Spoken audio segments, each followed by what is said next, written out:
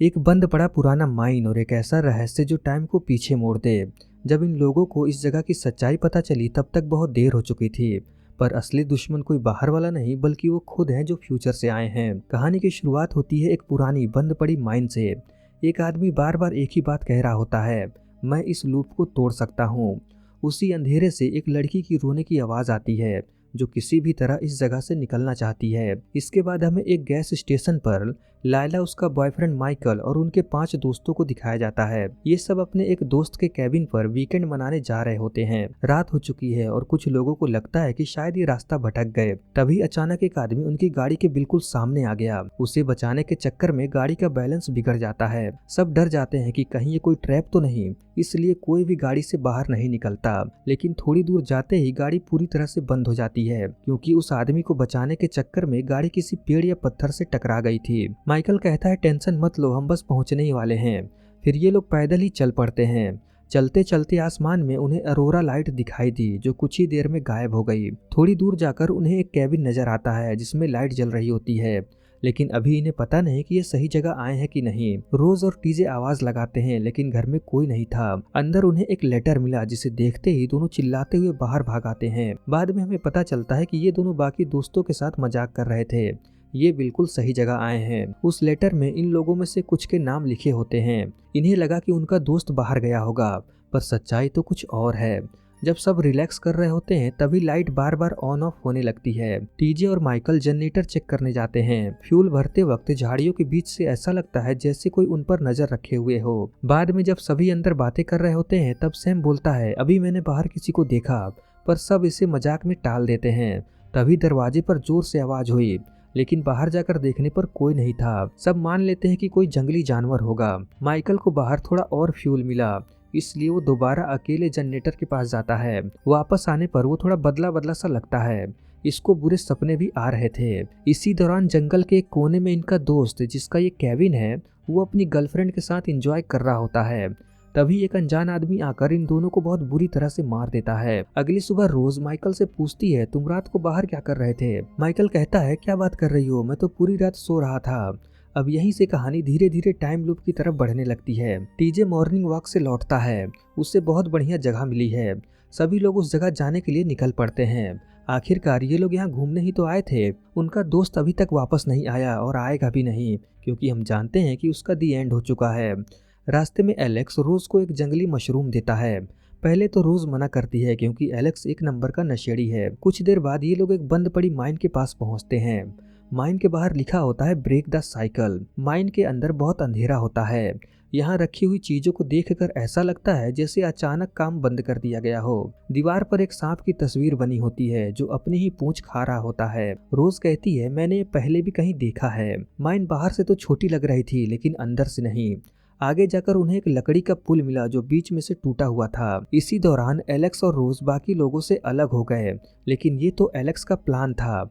मौका देखकर वो रोज से मौज मस्ती करने को कहता है, लेकिन रोज को इसमें कोई इंटरेस्ट नहीं। इधर माइकल, टीजे और सैम एक दरवाजा देखते हैं।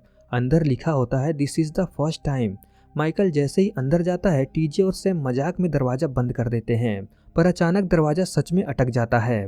वो घबरा जाता है। उसे लगा कि कहीं वो इस जगह फंस तो नहीं गया, लेकिन किसी तरह दरवाजा खुल जाता है। वो इन पर गुस्सा करता है कि उसे ऐसा मजाक पसंद नहीं।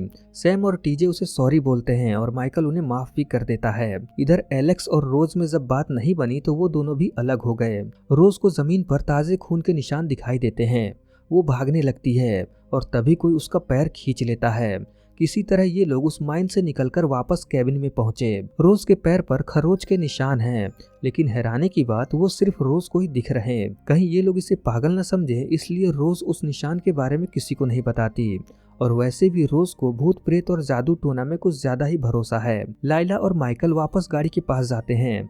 असल में माइकल अपनी दवा गाड़ी में ही भूल गया था। इससे पहले दिमागी बीमारी थी, लेकिन अब वो पूरी तरह से ठीक है। मगर फिर भी लायला इसको बार बार याद दिलाती रहती है और यही बात माइकल को पसंद नहीं कि कोई उसको बीमार समझे। जब ये दोनों गाड़ी के पास पहुंचे तब गाड़ी का दरवाजा खुला हुआ था। गाड़ी के आगे खून के निशान थे। इन्हें लगा कि रात में जब इनकी गाड़ी डिसबैलेंस हुई तब किसी जंगली जानवर को लग गया होगा। करीब दोपहर तक भी इनका दोस्त नहीं आया। गाड़ी खराब है और फोन भी काम नहीं कर रहा। अब आगे क्या करना है इन्हें समझ नहीं आता। रोज कहती है मुझे ये जगह ठीक नहीं लग रही, मेरे हिसाब से हमें अभी यहाँ से निकलना चाहिए। टीजे कहता है तुम बहुत डरी हुई हो और कोई बात नहीं, हम यहाँ एंजॉय करने आए हैं और वही करेंगे, कल तक और इंतजार कर लेते हैं। इनकी बातें चल ही रही होती है कि एलेक्स कहता है दोस्तों मुझे लगता है कि मैंने अपना पर्स उस माइन में ही कहीं गिरा दिया है, क्या कोई मेरे साथ दोबारा उस माइन में चलेगा। टीजे बहुत बहादुर बन रहा था, इसलिए एलेक्स और टीजे ही वापस उस माइन में जाते हैं। जैसा कि रोज ने कहा था कि उसने वो सांप वाला तस्वीर कहीं देखा है, उसने वो एक किताब में देखा था। उस किताब में अमर होने और किसी श्राप में फंसने की कहानी थी। क्लेयर और लायला को समझ नहीं आता कि रोज इन्हें ये सब क्यों बता रही। रोज को लगता है कि उसकी तबीयत खराब हो रही है, उसके पैर पर जो खरोच के निशान थे वो और गहरे होते जा रहे हैं। इसको अलग अलग चीजें दिखाई दे रही, जैसे माइकल किसी को मार रहा है, सैम घायल हालत में कहीं भाग रहा है और भी बहुत कुछ। थोड़ी देर बाद ही उसकी तबीयत इतनी खराब हो गई कि उसे अपने दोस्तों के चेहरे भी घायल हालत में दिखने लगे। इन्हें लगता है कि कहीं इस पर उस जंगली मशरूम का साइड इफेक्ट तो नहीं हो रहा। खैर इस तरफ एलेक्स और टीजे माइन में पर्स ढूंढ रहे थे, तभी इन्हें एक बेसमेंट मिला। अब जहाँ नहीं जाना चाहिए वहाँ हम पहले जाते हैं, और यही गलती ये दोनों भी कर बैठे। एलेक्स को एक जगह बोरे से कुछ ढका हुआ दिखता है, जब वो बोरा हटाता है तब इसके होश ही उड़ गए। इन दोनों ने जितना पिया था सारा नशा उतर गया। इस जगह सिर्फ एलेक्स की डेड बॉडी नहीं बल्कि सैम और टीजे की भी थी। ये दोनों जल्दी से यहाँ से भागकर बाकी लोगों को बताते हैं, लेकिन जाहिर सी बात है कोई भी इन पर यकीन नहीं करेगा। फिर क्या था, ये वापस माइन में देखने गए।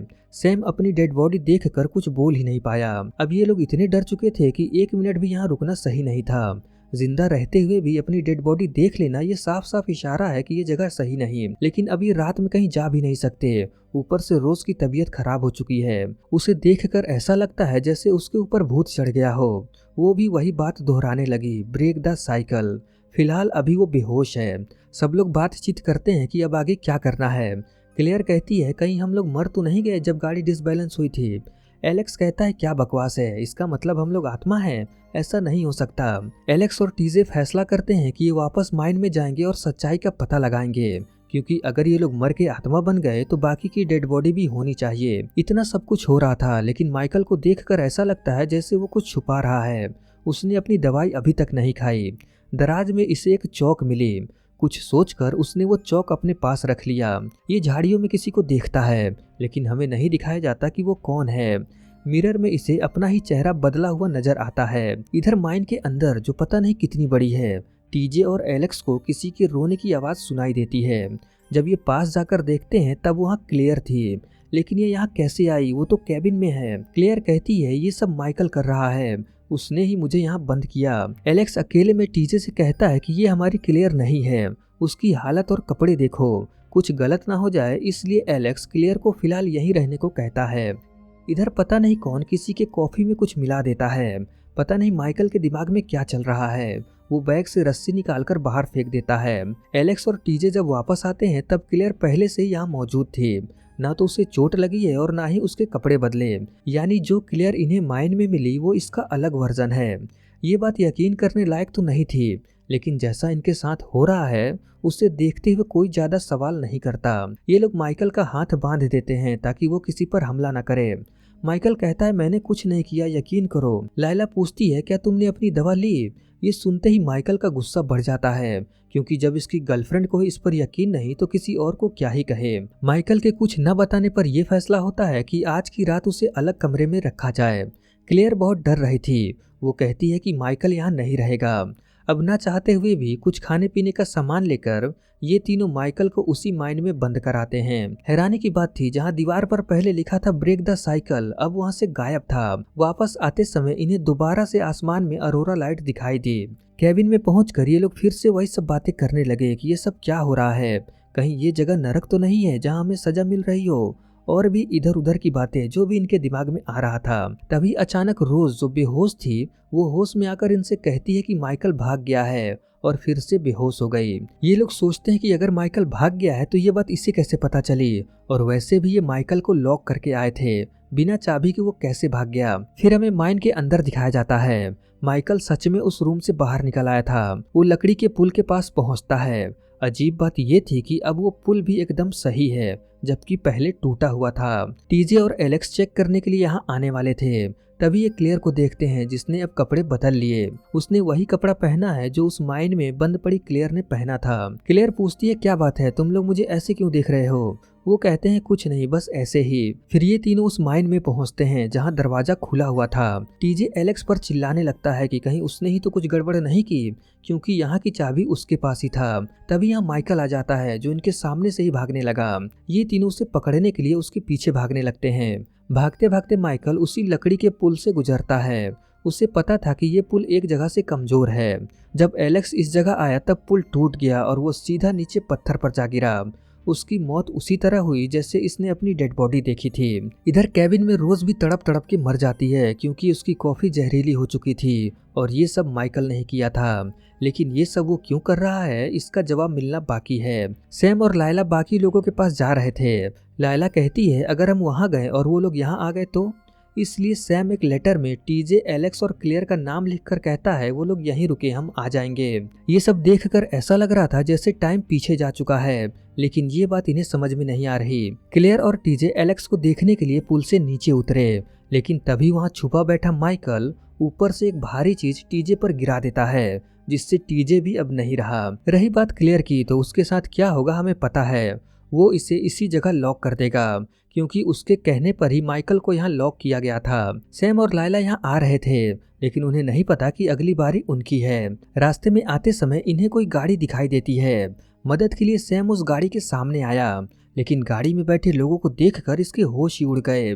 उस गाड़ी में और कोई नहीं बल्कि ये लोग ही थे।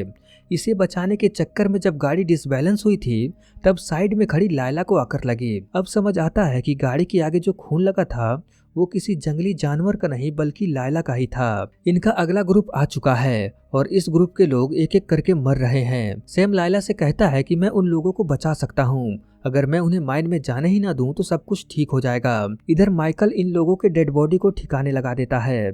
साथ ही वो उस कमरे की दीवार पर लिखता है this is the first time. फिर ये कैबिन में जाकर उस चौक को वापस उसी दराज में रख देता है ताकि ये चौक अगले ग्रुप के माइकल को मिले। माइकल रोज की डेड बॉडी को भी छुपा देता है। सैम भागते भागते गाड़ी के पास पहुंचा ताकि उन्हें रोक सके, लेकिन तब तक वो सब यहाँ से जा चुके थे। ये गाड़ी का दरवाजा खोलकर उसमें रखा पानी पीता है, फिर वापस कैबिन के पास आया। वो जैसे ही दरवाजा खोलने गया माइकल ने पीछे से हमला कर दिया और यही आवाज इन लोगों ने सुना था। माइकल सैम को घसीटते हुए यहाँ से दूर ले गया। अब वो भी मरने वाला है। सैम अपने खून से दीवार पर लिखता है ब्रेक द साइकिल। जब अगले ग्रुप का माइकल यानी माइकल 2 जनरेटर में फ्यूल डाल रहा था तभी ये माइकल इसके सामने आया। पहले तो वो अपने आप को देखकर डर गया। माइकल उससे कहता है कि सैम, टीजे, एलेक्स ये सब तुम्हें माइन में लॉक करने वाले हैं। ये लोग तुम्हारे सच्चे दोस्त नहीं हैं। अगर तुम मरना नहीं चाहते तो मेरी बात मानो। वो इस माइकल को चाबी देता है जो उस माइन के कमरे की थी और आगे क्या करना है वो सब बाद में बताएगा। अब ये चाबी इसके पास कैसे? तो इसने एलेक्स से लिया जो अब मर चुका है। अब समझ आता है कि उस समय झाड़ियों में से इन पर कौन नजर रख रहा था, वो माइकल ही था। इसी बीच रोज ने इस माइकल को बाहर जाते हुए देखा था। ये वापस सैम के पास आया और इसकी बॉडी को भी ठिकाने लगा दिया। फिर वो अपने दोस्त मैट के पास गया जो अपनी गर्लफ्रेंड के साथ था। वो माइकल ही था जिसने इन दोनों को बहुत बेरहमी से मारा ताकि ये लोग अगले दिन कैबिन में वापस ना आ पाए। इसके बाद हमें एक शॉकिंग बात पता चलती है, आखिर माइकल ये सब कर क्यों रहा था। असल में यहाँ एक और माइकल था जो ये सब इससे करवा रहा था। उससे हम माइकल 0 कहेंगे। अब इस जगह 3 माइकल हैं। पहला जो अभी अभी आया है, दूसरा ये खुद और तीसरा जो पहले से ही यहाँ था। माइकल 1 ये सब करके रो रहा था, उसे बहुत पछतावा है। माइकल 0 इसे डांटते हुए अपनी दवा जलाने को कहता है। उसका कहना था कि ये सब जरूरी है, नहीं तो तुम मर जाओगे। मैंने तुम्हारी जान बचाई है और तुम्हें भी आगे यही करना होगा। फिर हमें उस माइन में दिखाया जाता है कि सैम अभी मरा नहीं है। वो घायल हालत में कह रहा होता है कि मैं इस लूप को तोड़ सकता हूँ, लेकिन हम जानते हैं कि ये कुछ देर में मर जाएगा क्योंकि हमने इसकी डेड बॉडी देखी है। साथ ही क्लेयर जो अभी उस कमरे में बंद है वो यहाँ से निकलना चाहती है। अब माइकल इसके साथ क्या करेगा पता नहीं। मूवी के आखिरी सीन में हमें फिर से उस गैस स्टेशन को दिखाया जाता है जहाँ अगला ग्रुप यहाँ आने के लिए निकल रहा है। तभी लायला जो अभी भी जिंदा है वो घायल हालत में इन लोगों की गाड़ी के पास पहुंच गई। अब आगे क्या होगा इससे पहले ही मूवी खत्म हो जाती है। पता नहीं डायरेक्टर ज्यादातर मूवीज में ऐसा क्यों करते हैं, एंडिंग बताते ही नहीं। आप खुद ही सोचते रहो कि आगे क्या होगा। भले ही मूवी में सीधा सीधा जवाब ना मिले, लेकिन मैं आपको बताता हूँ जो मुझे समझ आया।